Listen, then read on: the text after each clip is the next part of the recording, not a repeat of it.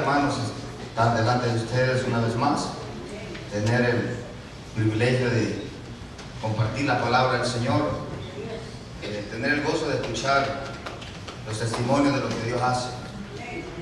¿Cuántos se gozaron conmigo?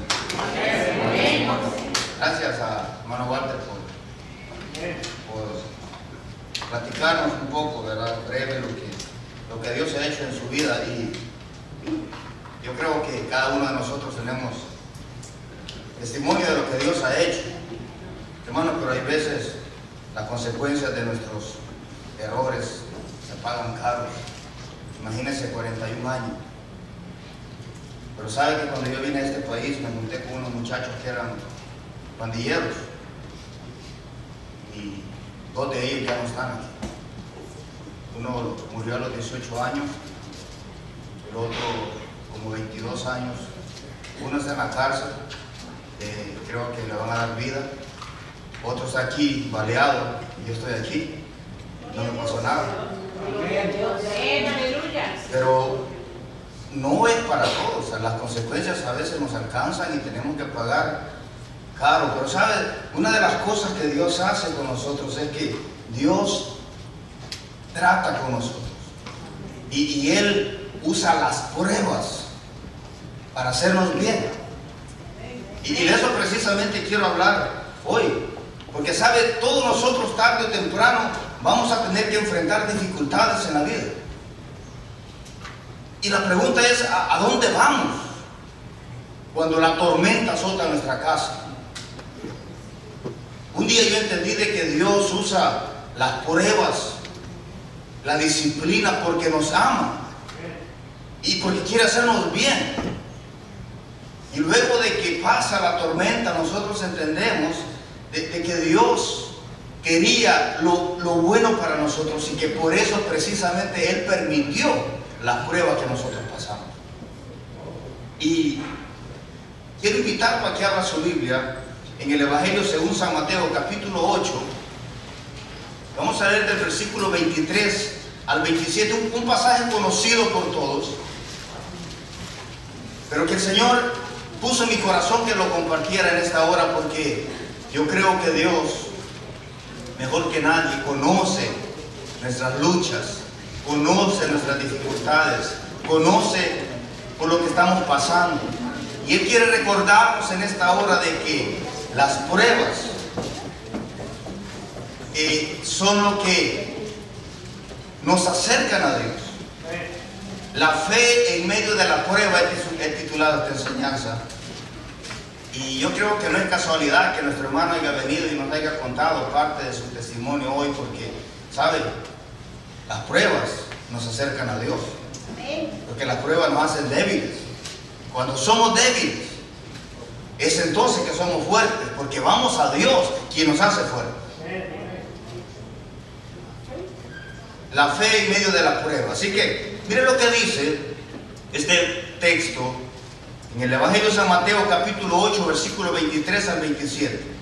¿Estamos ahí, hermano? Dice así: y entrando él en la barca, sus discípulos le siguieron. Y he aquí que se levantó en el mar una tempestad tan grande que las olas cubrían la barca, pero él dormía. Y vinieron sus discípulos y le despertaron diciendo: Señor, sálvanos, que perecemos. Él les dijo: ¿por qué teméis, hombres de poca fe? Entonces, levantándose, reprendió a los vientos y al mar, y se hizo grande bonanza. Y los hombres se maravillaban diciendo: ¿qué hombre es este, que aun los vientos y el mar le obedecen? Padre, Señor, te damos gracias por tu palabra, Señor. Te damos gracias porque en este momento nos das el privilegio de reunirnos como tu pueblo para escuchar tu palabra, Señor, para meditar en ella, Dios mío. Y te rogamos, Dios amado, de que tú puedas hablar a nuestro corazón, Señor. Tú conoces, Dios mío, la necesidad que hay en medio de nosotros. Te rogamos, Dios mío, de que tú traigas consuelo, Dios mío, a nuestros corazones por medio de tu palabra. Que tú nos recuerdes, Dios mío, hoy que no estamos solos, Señor, que tú estás en la barca y que tú, Dios mío, es el que nos llamaste a pasar al otro lado, Señor. No solamente eso, sino que tú prometiste estar con nosotros todos los días hasta el fin. Consuélanos, Dios mío, háblanos porque lo necesitamos. Te lo rogamos en el nombre de Jesús. Amén. Gloria a Dios. Puede tomar asiento. Las pruebas, hermanos, son la escuela que Dios usa para instruirnos. Y sabe, Dios permite en nuestra vida dificultades porque a través de las dificultades Dios nos da la oportunidad de poner en práctica el conocimiento que tenemos de Él. Porque el conocimiento, hermanos, no es suficiente. Es necesario que nosotros pongamos en práctica lo que conocemos de Dios. Una pregunta: ¿cuál es la mejor manera de aprender a jugar fútbol? ¿Leyendo un manual? Está bien leer un manual, ¿verdad? Más si es escrito por el mejor jugador. Necesitamos saber las reglas del juego, pero la mejor manera de aprender a jugar fútbol es jugando fútbol. ¿Cuál es la mejor manera de aprender a confiar en Dios? Confiando en Dios. ¿Cómo confiamos en Dios, hermanos? La mejor manera es poniendo en práctica el conocimiento que Dios nos ha dado de su palabra. Poniendo en práctica las promesas que Dios nos ha dado. ¿Y cuándo es que tenemos la oportunidad de hacer eso? Cuando estamos en la dificultad. Y por eso es que Dios permite que en nuestra vida pasen cosas difíciles, porque Él quiere sacar algo bueno de eso. Pero si hay algo que debemos de saber es que Dios es soberano y que Él está en control de todo. Y que cuando Él permite algo es porque Él tiene un propósito. ¿Sabe? No hay nada más trágico que una persona llegue a la conclusión que no hay propósito en su dolor. Imagínense lo trágico que sería para una madre que está dando a luz un hijo y está soportando ese dolor. Yo no lo he sentido, pero he estado ahí cuando mi esposa dio a luz a mis hijos y yo miraba la angustia de ella. Ahora imagínense que una mujer tiene que enfrentar todo eso sin ningún propósito. Sería algo devastador, pero la madre sabe que al final de todo ese proceso, que al final del dolor, algo dará a luz. Y esa la llena de gozo, ¿no es así? Las hermanas que están aquí pueden dar testimonio de eso.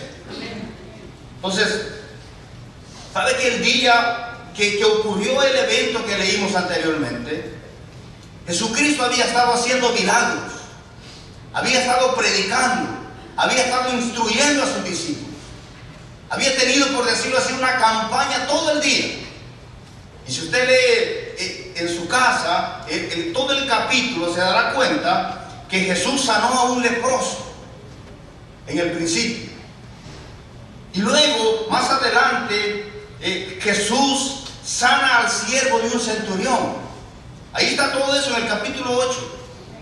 Y luego en el versículo 14 en adelante vemos que Jesús sana la suegra de Pedro. Y sus discípulos estaban con Jesús. Ellos estaban viendo el poder de Dios obrando, haciendo milagros, haciendo prodigios. Jesucristo estaba echando fuera demonios, estaba predicando a multitudes y estaba sanando. Y sus discípulos estaban con Él diciendo: ese es mi maestro, ese es mi Señor.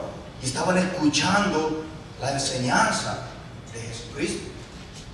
Pero llegó el momento cuando Jesús dijo: bueno, ha llegado el momento de poner en práctica su fe.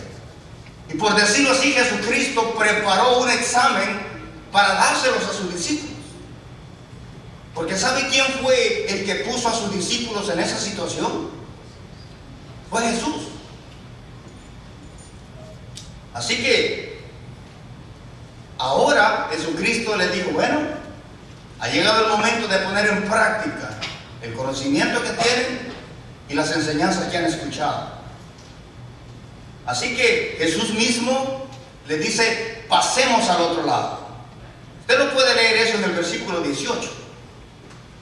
Y dice que viéndose Jesús rodeado de mucha gente, mandó pasar al otro lado. Entonces, podemos decir que Jesucristo fue quien preparó esa dificultad para sus discípulos.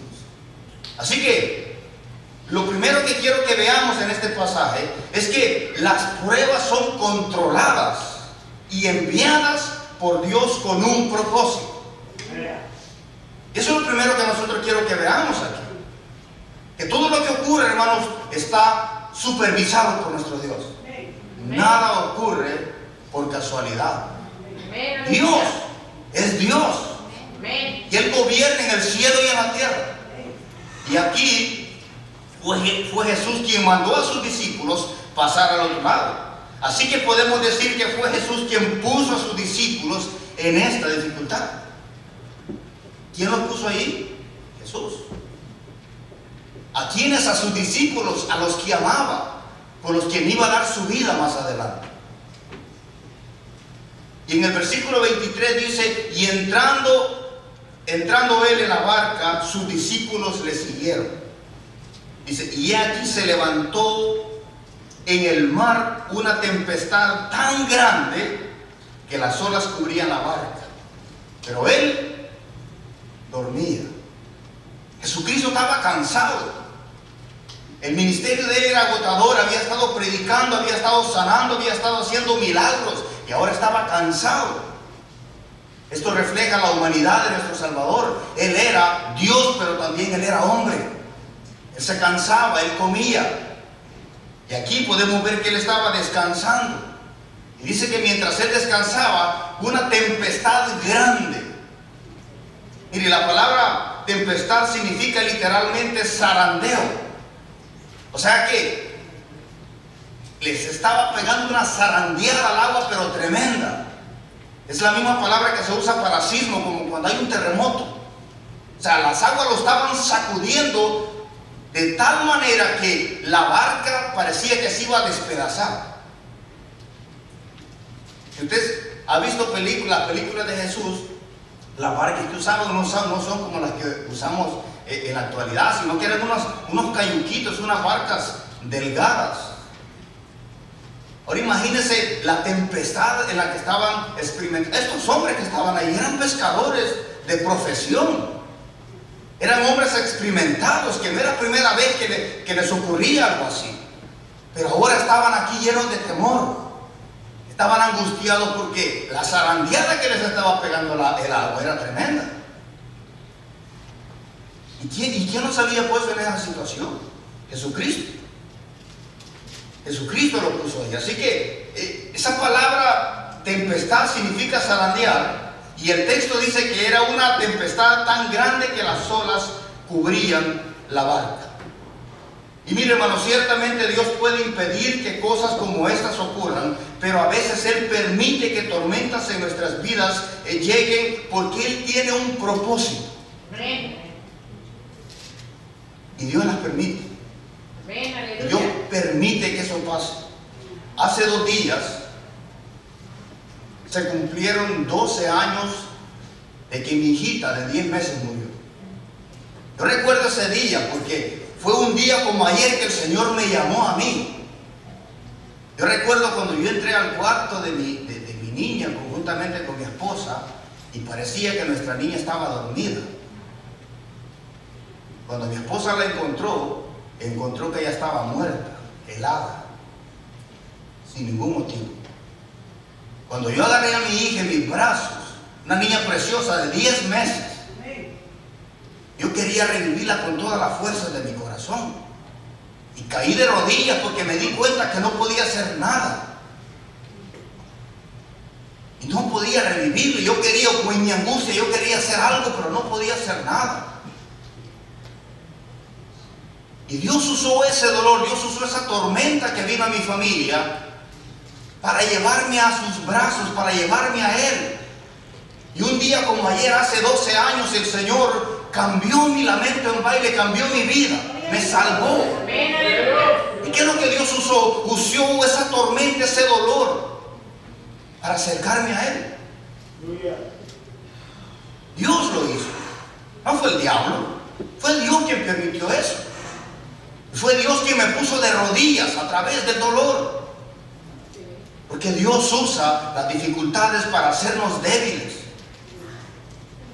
Yo recuerdo esa mañana cuando llegué a mi cuarto y caí de rodillas y le dije: Señor, no puedo más.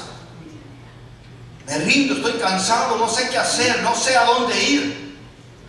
No puedo revivir a mi hija. Y el Señor usó eso para salvarme. Ayer cumplí 12 años que el Señor me salvó. No se me olvida. Ahora, ¿qué es lo que el Señor usó? Una tempestad, una tormenta. Fue Dios quien me puso ahí. Así que nunca debemos olvidar que Dios es quien está en control de todo lo que pasa en el mundo. No es el diablo. Alguien dijo que el diablo es el diablo de Dios, ¿sabe? Satanás a veces hace la voluntad de Dios. Claro, él no quiere hacer la voluntad de Dios, pero cuando crucificaban a Jesucristo en la cruz, Satanás pensó que lo había derrotado, pero fue ahí la mayor victoria que este mundo ha ofrecido a la humanidad. Amén. Jesucristo resucitó. Ese no era el plan de Satanás, pero él estaba planeando crucificarlo y lo crucificó, y Dios tornó de eso la mayor bendición que nosotros hemos recibido. Y Dios tornó del peor momento de mi vida, de mi familia, algo bueno. Y me acercó a Él y me salvó y me perdonó. Y nunca voy a olvidar ese día. Y hasta aquí el Señor me ha ayudado. ¿Y sabe qué? Me seguirá ayudando porque Él prometió. Él dijo: pasemos al otro lado. Él prometió estar conmigo todos los días hasta el fin del mundo, y Él lo hará. Él prometió terminar en nosotros lo que comenzó, y lo hará. Él lo hizo. Por eso es que Pablo decía: el que comenzó en nosotros la buena obra la perfeccionará. ¿Para qué es lo que Dios usa a veces? Usa eso. Usa el dolor, usa el sufrimiento. Job dijo: desnudo salí del vientre de mi madre, y desnudo volveré allá. Jehová dio y Jehová quitó. Sea bendito el nombre de Jehová. No dijo: el diablo quitó. Jehová dio y el diablo quitó. Dijo: Jehová dio y Jehová quitó. Ese es nuestro Dios. Es un Dios soberano que controla todo lo que ocurre. Y al final Job pudo decir en el capítulo 42: de oídas te había oído, dice, mas ahora mis ojos te ven, por tanto me aborrezco y me arrepiento en polvo y ceniza. Después del proceso yo puedo decir lo mismo también. Yo crecí en la iglesia, yo había oído al Señor, pero no lo conocía, hasta que Dios trató conmigo y me abrió los ojos, me dio vida, me salvó, me cambió, restauró mi matrimonio. ¿Qué es lo que usó el Señor? Una tempestad. ¿Quién la permitió? ¿Satanás? No, fue mi Dios quien lo hizo. Y le doy gracias a Dios por eso. Porque Dios usa las dificultades. ¿Para qué? Para llevarnos a Él y hacernos bien. Así que el Señor puso a sus discípulos en esa situación. Y si usted está pasando por un momento de dificultad, no debe olvidar que Dios es Dios. Y que Él permite todo. Porque Él quiere hacernos bien. Él quiere hacernos bien. Así que la segunda enseñanza que podemos extraer de este pasaje es que las pruebas sacan lo peor de nosotros. Porque es difícil a veces ver la mano de Dios en medio del dolor. Es difícil. Y lo primero que resalta es que las pruebas sacan lo peor que hay en nosotros. Es en medio de las pruebas que sale a relucir lo que hay en nuestro corazón. Es ahí.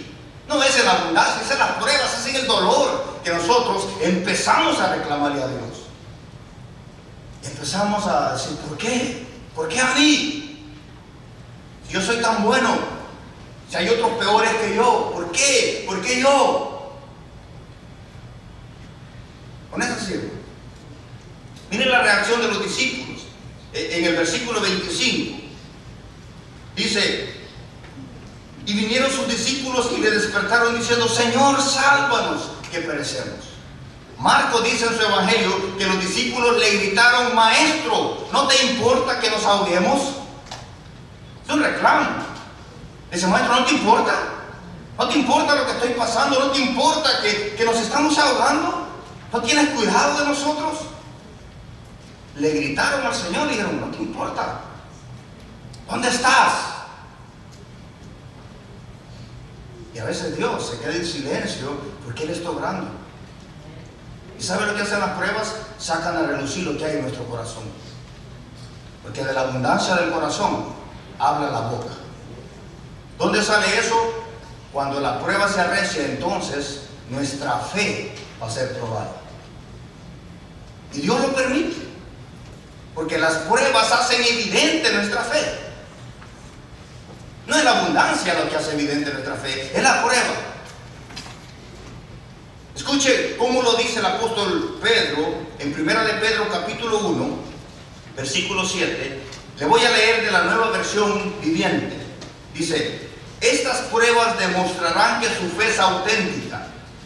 Está siendo, dice, probado de la misma manera que el fuego prueba y purifica el oro. Aunque la fe de ustedes, dice, es mucho más preciosa que el mismo oro, entonces su fe, dice el apóstol, será, al permanecer firme en tantas pruebas, les traerá mucha alabanza, gloria y honra en el día que Jesucristo sea revelado a todo el mundo.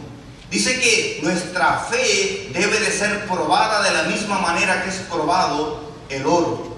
¿Y sabe usted cómo prueban el oro? Lo meten al fuego para ver qué pasa cuando se calienta.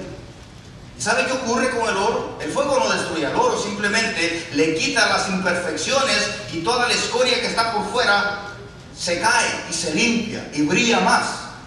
¿Sabe qué hace la prueba con nosotros? Reflejan dónde está nuestra esperanza y dónde está nuestra fe. ¿Se acuerda usted de la prueba que Dios le puso a Abraham?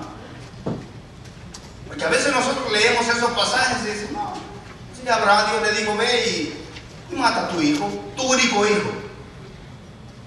Pero ¿qué tal si el Señor me dijera eso a mí? Me dijera: mata a tu único hijo, el único que tienes, porque nomás tengo un hijo. ¿Qué sería? ¿Qué diría yo? Pero es allí donde Dios nos dice a veces: ¿saben qué? Entrégame lo más que amas. Nosotros decimos: Señor, eso no puedo hacer. Dice: ¿dónde está tu fe? Porque la fe es evidenciada por medio de las pruebas. Y eso es lo que Dios hace a través de las pruebas. Él está mostrando primeramente qué hay en nuestro corazón, para que nosotros nos demos cuenta que quizás no tenemos tanta fe como pensamos. Y que a veces deberíamos de orar como aquel hombre: Señor, creo, ayuda a mi incredulidad. Él dijo: creo, Señor, sí, creo, pero también ayúdame, porque soy incrédulo a veces. Y a mí me pasa eso. Hay veces cuando estamos siendo probados que decimos: Señor, ¿por qué? Y empezamos a reclamarle a Dios. Y sabe, está bien quejarnos con Dios.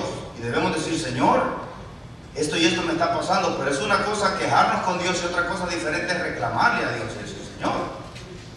Y debemos ir con Dios y decir: Señor, como lo hacían los salmos. Si usted lee los salmos, estos hombres iban y se quejaban con Dios y decían: Señor, me siento mal, me está pasando de todo y no veo que tu mano obre en mí. Pero luego se acordaban y decían: pero Señor, pero tú eres Dios, tú estás ahí y tú me vas a ayudar. Y volvían a su Creador. Así que las pruebas son permitidas por Dios. Y esas pruebas sacan lo peor de nosotros. Es en la prueba que nuestra fe es probada.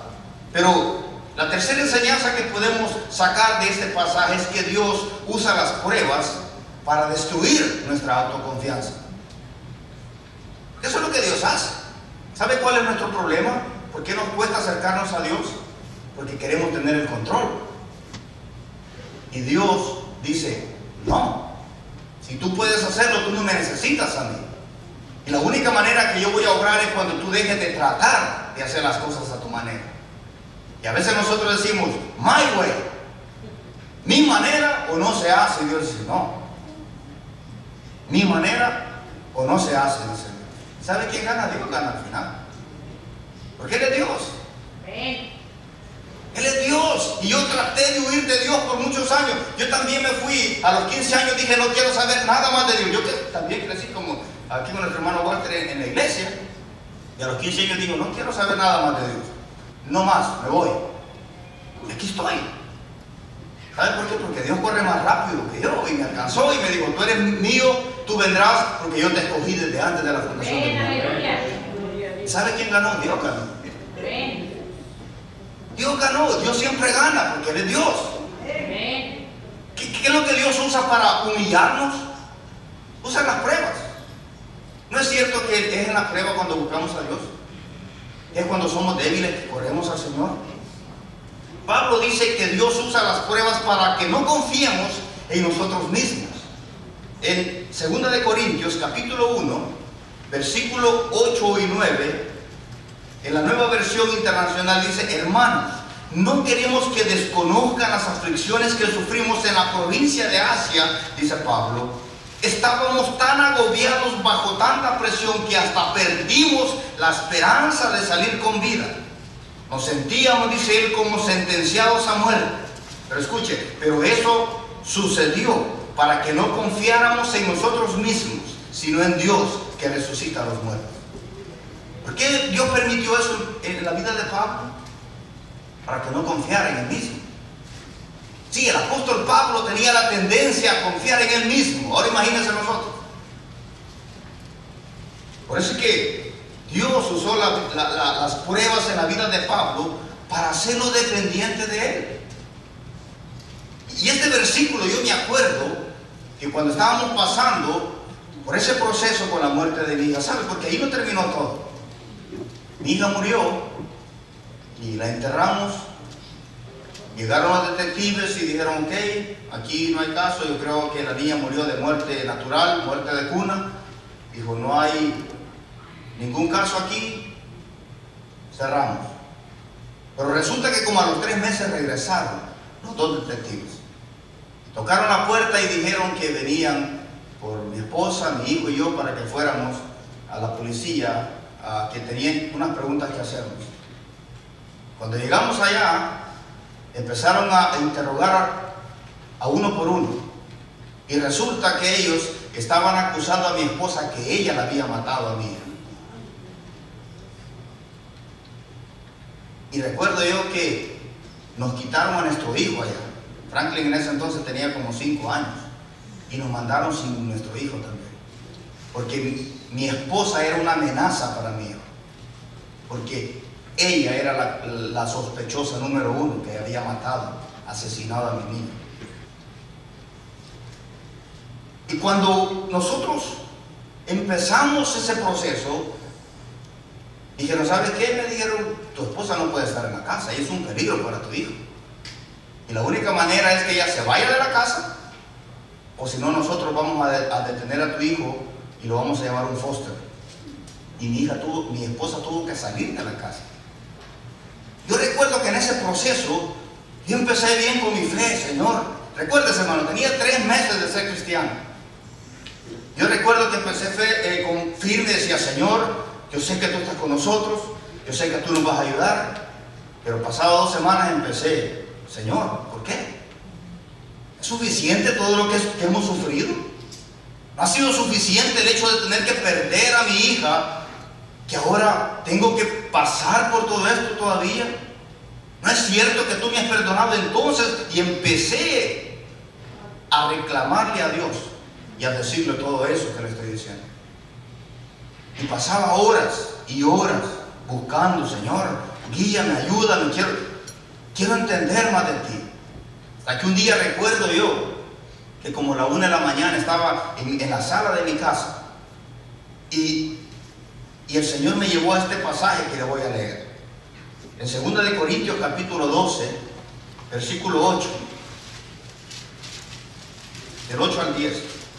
Es donde Pablo le pide al Señor en 3 ocasiones que le quite un aguijón que tenía, algo que lo atormentaba. Escuche cómo dice el apóstol Pablo. Le voy a leer la Nueva Versión Viviente. 2 Corintios capítulo 12, versículo 8 dice: en 3 ocasiones distintas le supliqué al Señor que me la quitara, dice él. Cada vez él me dijo: mi gracia es todo lo que necesitas. Mi poder actúa mejor en la debilidad. Así que ahora me alegra jactarme de mis debilidades, dice Pablo, para que el poder de Cristo pueda actuar a través de mí. Es por esto que me deleito en mis debilidades y en los insultos, en privaciones, persecuciones y dificultades que sufro por Cristo. Pues cuando soy débil, entonces soy fuerte. Y cuando yo llegué a esa parte dije: esto no tiene sentido. Cuando soy débil, entonces soy fuerte. Y de repente escuché una voz, no sé si vino de adentro de mí o de aquí, pero la voz me dijo esto: cuando tú tienes problemas, buscas a la ley para que te defienda. Pero cuando la ley te acusa a ti, ¿a quién buscas? Y yo dije: Señor, tú eres el único que puedes ayudarme. Y volví a ver el versículo: pues cuando soy débil, entonces soy fuerte. Y entendí y dije: cuando no tengo a nadie más a quien buscar, voy a ti, Señor. Y cuando voy a ti, entonces soy fuerte. Gloria a Dios. Amén, amén. Y empecé a entender que Dios estaba en el asunto. Y que lo que Él quería era que yo reconociera que soy débil. Pero que en nuestra debilidad nosotros vamos a Dios. Y cuando vamos a Dios, entonces es cuando somos fuertes. No es porque nosotros tengamos autosuficiencia o que seamos súper inteligentes. No, somos débiles, pero Cristo es poderoso. Amén, amén. Y nuestra debilidad nos hace dependientes, de tal manera que caemos de rodillas y decimos: Señor, si tú no me ayudas, estoy perdido. No tengo a dónde ir. Y cuando hacemos eso, somos fuertes. ¿Por qué? Porque el Señor nos fortalece. No es por nuestra fuerza, es porque el Señor obra en nosotros. Y después de esa experiencia, mi esposa pudo regresar a la casa. Ya habían pasado como más de 3 semanas de eso, que ella no podía ver a mi hijo. ¿Se imaginan lo terrible que era después de haber perdido a nuestra hija? Ahora teníamos que pasar todo ese proceso. Pero Dios estaba usando todo eso para hacer crecer mi fe. Y Dios usa todas las dificultades en nuestra vida para hacernos crecer. Así que eso es lo que Dios hace. Eso es lo que Dios estaba haciendo aquí con sus discípulos. Así que en cuarto lugar, este pasaje nos enseña que es en la prueba que vemos la gloria de Dios. ¿No es así? Usted no puede ver sanidad donde no hay enfermedad. Ni puede ver provisión donde no hay escasez. Tiene que haber un caos para que haya un alivio. Y es ahí, es en el dolor, es en la prueba que vemos la gloria de Dios. Es en la dificultad que Dios se glorifica. Y a veces nosotros oramos y decimos: Señor, quiero ver tu gloria. O decimos: Señor, dame paciencia. ¿Sabe lo que estamos pidiendo? Porque la Biblia dice que la prueba produce en nosotros paciencia. Y si pedimos paciencia, lo que estamos pidiendo es prueba, para que Dios, a través de la prueba, nos dé paciencia. Si queremos ver la mano de Dios, lo que estamos pidiendo es dificultad, porque la dificultad es cuando vemos la mano de Dios. ¿No es así? Y eso es lo que ocurrió aquí. En el versículo 26 dice que Él les dijo, Jesucristo: ¿por qué teméis, hombres de poca fe? Entonces, levantándose, reprendió a los vientos y al mar, y se hizo grande bonanza. Aquella tempestad grande se calmó. Se calmó, ¿sabe por qué? Porque allí estaba Dios hecho hombre. Jesucristo, aquel que había sanado enfermos, aquel que había resucitado muertos, aquel que había abierto los ojos de los cielos. Estaba ahí y le dio una orden al viento y a la mar, a la tempestad, y también la naturaleza le obedeció. Ese es nuestro Dios. No debemos de olvidar que el Dios a quien nosotros servimos es un Dios que controla. Él ordenaba a los demonios y los demonios le obedecían. Y decían, sabemos quién eres, el Hijo de Dios. Y él les decía, salgan. Y obedecían. A Lázaro le dijo, Lázaro, ven fuera. Y aquel muerto se levantó. Ese es nuestro Dios. Aquel paralítico le dijo, levántate, toma tu lecho y vete a tu casa. Y el paralítico se levantó y brincaba. Tocaba a los leprosos y los leprosos eran sanados. Y aquí vemos a este mismo Cristo diciéndole a la mar, a las aguas, a las olas, allá. Es una gran bonanza. Ese es nuestro Dios. Ese es nuestro Dios y en Él está mi esperanza. Por eso que Pedro dijo, Señor, ¿a quién iremos? ¿A dónde más podemos ir? ¿A dónde corre usted cuando la tempestad azota su casa? ¿A dónde vamos, hermano? ¿A dónde vamos? Solamente hay alguien a quien podemos correr y es a Cristo. ¿Y sabe qué? Él ha prometido ayudarnos cuando nosotros hagamos eso. Él dijo que Él no echaría fuera a ninguno que fuera Él. Es más, Él nos invita y dice, venid a mí todos los que están cargados y cansados, que yo los haré descansar. ¿Será que puede hacernos descansar Él? ¿Hay algo que se puede resistir a la palabra de nuestro Dios? Por eso que Jesús se maravilló cuando vio a aquel centurión que tenía tanta fe que le dijo, Señor, yo también soy hombre bajo autoridad. Y digo a este siervo mío, ve y va. Y aquel ven y viene. Le dijo, simplemente di la palabra y mi siervo sanará. Y Jesús dijo, wow, este hombre entiende lo que es. Y dice que Jesús se maravilló. Pocas veces Jesús se maravillaba, pero esa vez Jesús se maravilló con la fe de aquel hombre. Porque aquel hombre era un hombre que tenía autoridad y mandaba y le obedecía. Y le dijo, y tú tienes autoridad. Simplemente basta con que digas la palabra. Basta. Ese es nuestro Dios. No hay nada imposible para Él. Pero Él tiene que decir la palabra y Él la dice cuando es el momento. Cuando Él ha cumplido su propósito. Y entonces Él dice la palabra allá y se hace gran bonanza. Él lo ha hecho en mi vida también. Él ha dado bonanza, descanso a mi familia, ha restaurado mi hogar. Estoy aquí todavía por la gracia del Señor. Él está aquí, Walter está aquí. Él no sabía que iba a predicar de eso, pero él está aquí. Y vino para contarnos que estuvo encerrado 41 años y que hoy el Señor le ha dado bonanza a su vida. ¿Por qué? Porque para Dios no hay casualidades. Dios es soberano. Él es Dios. ¿Y sabe por qué usted está aquí? Porque Dios, yo no sé qué tormenta Dios usó en su vida, no sé cómo Dios lo trajo, pero sabe, la mayoría de nosotros venimos a través de un trato con Dios. Diferente quizás. Pero sabe, hoy entendemos que estamos aquí porque Dios nos amó. Porque sabe cuál era la otra opción, que Dios nos dejara en nuestros pecados. Y yo había tomado la decisión de no seguir a Cristo. Y me dijo, no, yo te amo, eres mío y vas a venir. Gloria a Dios. Y hoy alabo a mi Rey por eso. Amén. Porque si Él me hubiera dejado de mis pecados, yo no estaría aquí. Estaría no sé dónde, con mi vida destruida y mi familia destruida. Pero Dios es bueno. Amén.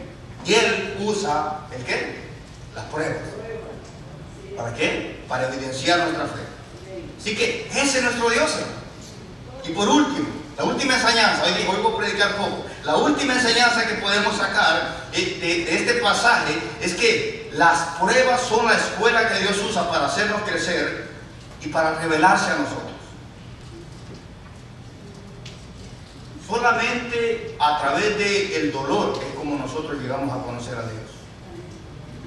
Mira, nosotros podemos tener mucho conocimiento de Dios, pero es solamente cuando aplicamos ese conocimiento a nuestra vida es que esa palabra se hace rema. Mire lo que ocurrió en el versículo 27. Y los hombres, dice, se maravillaron diciendo, ¿qué hombre es este que aún los vientos y la mar le obedecen. Nosotros pensaríamos que después de que hubo una gran bonanza, de aquella gran tempestad, aquellos hombres iban a tener paz, ¿verdad? Pero no es eso lo que ocurrió. Ahora estos hombres estaban más asustados todavía. Y dijeron, ¿quién es este? ¿Quién es este hombre que aún la mar le obedece? Estaban asustados, estaban en pánico. ¿Saben por qué? Porque habían visto verdaderamente quién era Jesucristo. Por eso que yo a veces veo mucha gente que anda haciendo un espectáculo, supuestamente bajo el poder del Espíritu Santo. ¿Y sabe qué encuentro ya en la Biblia? Que los hombres que de verdad han estado delante de la presencia de Dios han caído postrados de rodillas, como muertos. ¡Ay de mí!, dijo Isaías, porque soy hombre muerto, porque mis ojos han visto al Rey Jehová. El apóstol Juan, aquel que se le recostaba a Jesús en el pecho cuando se le apareció el Cristo resucitado, cayó como muerto y sus fuerzas se fueron. Cuando nosotros de verdad estamos delante de la presencia de Dios, lo que queremos es postrarnos, porque entendemos quién es el Dios al que nosotros adoramos y entendemos quiénes somos nosotros también. Y el único deseo que tenemos es de arrepentirnos y decirnos, Señor, perdóname, porque soy pecador. ¿Se acuerda cuando Jesús le dijo a Pedro, Pedro, has estado pescando toda la noche y no has agarrado nada? Pedro era pescador experimentado. Le dijo, tira la red a este lado. Dijo, Señor, tú quizás serás, le dijo, carpintero, pero yo soy pescador. Pues toda la noche he estado pescando y no he agarrado nada. Digo, pero en tu palabra la lanzaré. Y tira la red y dice que todos los peces como que llegaron y se querían meter a la red. Dice que no podía sacar la red. ¿Sabe que Pedro no se alegró con eso? Pedro lo miró y le dijo, Señor, apártate de mí. Apártate de mí porque soy hombre pecador. Y esa es la experiencia que nosotros sentimos cuando estamos delante de la presencia del Señor. Lo único que queremos es postrarnos delante de Él. No andar haciendo un espectáculo, ni andar tirando a la gente para atrás. Lo que queremos es postrarnos delante de Él y decir, Señor, soy pecador. Ten misericordia de mí. Amén, aleluya. No me consumas con tu poder y con tu santidad.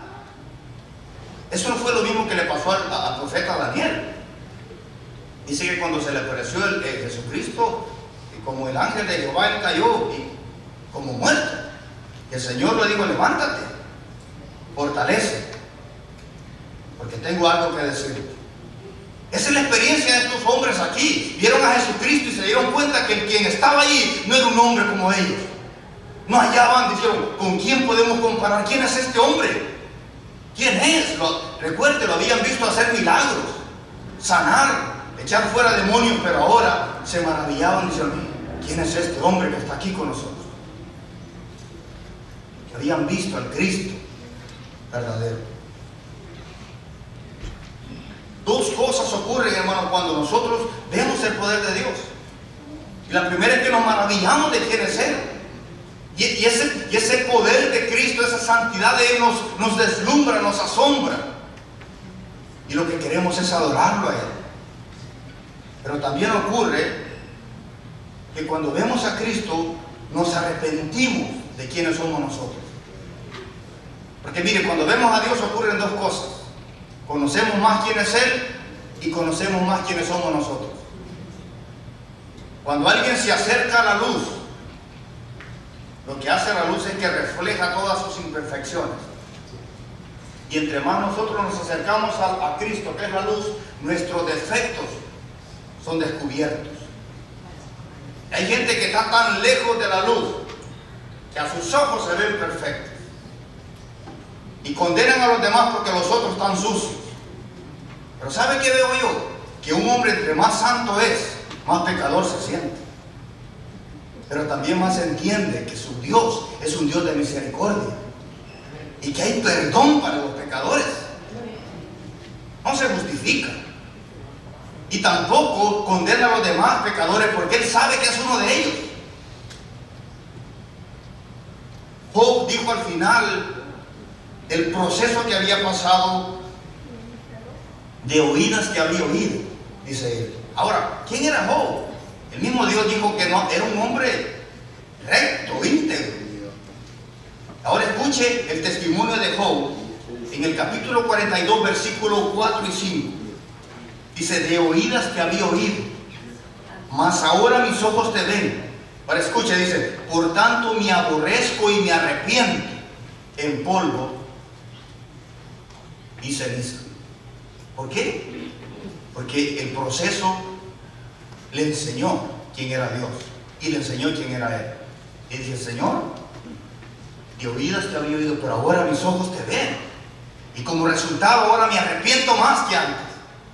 Es cierto, yo me arrepentí hace 12 años y confesé mis pecados, pero ¿saben? No he dejado de confesar mis pecados todos los días. Porque cada vez me doy cuenta que aún me falta mucho. Pero también cada vez me doy cuenta que Jesucristo vino a salvar y a buscar lo que se había perdido. Él dijo, yo no he venido a buscar justos, sino pecadores al arrepentimiento. Y yo digo, Señor, yo califico. Tú viniste por mí y me salvaste. Estoy aquí. Y Él me ha ayudado hasta este momento. Así que, a manera de aplicación, una de las cosas, hermanos, que nosotros podemos hacer en medio de la prueba es que debemos hablarnos a nosotros mismos y recordarnos que Dios está con nosotros en la barca. ¿Sabe? Jesús no prometió que el viaje sería liviano. Hay mucha gente que engañan al pueblo y dice, no, ven a Cristo y tus problemas se terminarán. No, es mentira.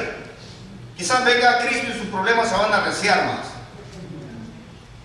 Sí, porque el Señor dijo, y fue una promesa, dijo, en el mundo tendréis aflicciones. Esa es una promesa. Que a muchos no les gusta, pero es una promesa. El viaje no va a ser liviano, pero ¿sabe qué? El Señor prometió estar con nosotros en la barca. Eso es cierto. Él prometió, dijo, pasemos al otro lado. Él dijo, ustedes van a llegar al otro lado porque yo voy ahí en la barca. No es que el viaje será liviano, pero el Señor irá con nosotros y no nos va a dejar. Dijo, yo estaré con vosotros, ¿cuándo? Todos los días, hasta el fin del mundo. ¿Crees usted? Eso es lo mismo que le digo a los discípulos, pasemos al otro lado. Van a llegar al otro lado porque yo voy ahí. Así que otra cosa que no debemos olvidar es las misericordias y el amor de Dios, porque saben, mire, en medio del problema es fácil olvidarnos de la misericordia y del amor de Dios. Es fácil. Y empezamos a reclamarle a Dios. Pero debemos de recordarnos a nosotros mismos. Y debemos de hacer aquello que hacía el salmista. Él le hablaba a su alma y le decía, ¿por qué te abates, oh alma mía? ¿Y por qué te turba dentro de mí? Decía, espera en Dios, porque aún he de alabar. Salvación mía y Dios mío. Decía, no te abatas porque Dios te va a ayudar. O lo que hacía el rey David en el Salmo 103, cuando le hablaba a su alma y le decía, bendice, alma mía, Jehová, y le daba una orden y le decía, no olvides ninguno de sus beneficios. En la prueba a veces es fácil olvidar lo que Dios ha hecho por nosotros. ¿Sabe? Háblele a su alma y dígale, alma, no te olvides. No te olvides de tu Dios, no te olvides de lo que Él ha hecho por ti. No te olvides. Y debemos recordarnos eso a nosotros mismos. Háblele a su alma. Hacemos eso todo el tiempo. Pero la mayoría de las veces lo que hacemos es darle mala información y desanimarnos a nosotros mismos. No, prediquémonos el Evangelio a nosotros. Digámonos, alma, acuérdate que Él es quien perdona tus iniquidades, el que sana tus dolencias, el que rescata del hoyo tu vida, el que te corona de favores y misericordias, el que te da nuevas fuerzas como águila. Eso es lo que hacía David. Eso es lo que nosotros debemos de hacer también. Porque si no nos desanimamos, porque si nadie viene y nos habla y nos alienta, ¿Qué vamos a hacer? Aliéntese usted solo. Predíquele a su alma y dígale: alma, no estás solo. Cristo está contigo. Él ve la barca. Debemos recordar que Dios está en control, por último, hermano, y que Él puede reprender cualquier tempestad en este mismo momento. No importa lo que sea. ¿O no es cierto? Basta con que Él diga la palabra y todo será hecho. ¿Él lo puede hacer, sí o no? Claro que lo puede hacer. En este mismo momento lo puede hacer. Amén. ¿Por qué? Porque Él es el alfa y el omega, el principio y el fin, el que es, el que era y el que ha de venir, el todopoderoso. Ese es nuestro Dios. El viaje no será fácil, pero pasaremos al otro lado. Porque Cristo va con nosotros. Amén. ¿Ya? El que comenzó en nosotros la buena obra la perfeccionará. Él no nos ha dejado solos. No estamos solos. Y si algo pasa, sepa que Dios tiene un propósito. Amén. Póngase sobre su pie, vamos a orar. Vamos a darle gracias a Dios por su palabra. Padre, Señor, te damos gracias. Que tu palabra es verdad, Señor. Y encontramos consuelo en ella, Dios mío. Gracias, Señor amado, por esos momentos difíciles que has permitido que pasemos en nuestra vida, Señor. Porque es a través del dolor, a través del sufrimiento, a través de las pruebas, Señor, que nuestra fe, Dios mío, ha sido fortalecida. Es a través de la prueba, Señor, que hemos llegado, Señor, a tus pies arrepentidos, Señor. Te ruego, Dios mío, que tú, Señor, bendigas a tu pueblo en esta hora. Que alientes sus corazones, Señor. Que recordemos, Dios mío, que no estamos solos. Que tú estás con nosotros, Señor. Y que pasaremos al otro lado porque tú lo prometiste. Gracias, Señor amado. Porque tú eres bueno. Y porque para siempre es tu misericordia para con nosotros, Señor. Alabado sea tu nombre, Señor, por los siglos de los siglos. Amén. Dios le bendiga, mi hermano, y sigamos adelante.